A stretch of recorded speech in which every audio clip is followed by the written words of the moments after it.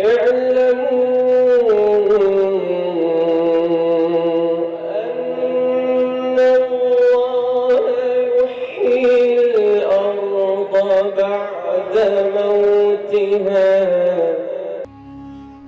فيديو أثناء تشييع ودفن جثمان صاحبة السمو الأميرة لالا لطيفة والدة الملك محمد السادس وسط بكاء الحاضرين.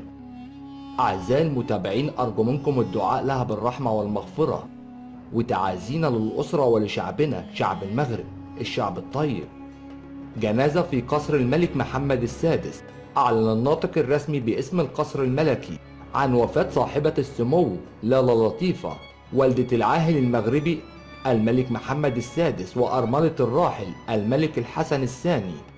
وجاء في بلاغ النعي: بسم الله الرحمن الرحيم والصلاة والسلام على سيد المرسلين. يعلن الناطق الرسمي باسم القصر الملكي بكل حزن وأسى انتقال صاحبة السمو الملكي الأميرة لالا لطيفة، حرم المغفور له جلالة الملك الحسن الثاني، طيب الله مثواه. أعزائي المتابعين، أرجو منكم الدعاء لها بالرحمة والمغفرة. الله يصبر أهلها وشعبها، شعب المغرب، الشعب الطيب. أرجو منكم الدعاء لها بالرحمة والمغفرة.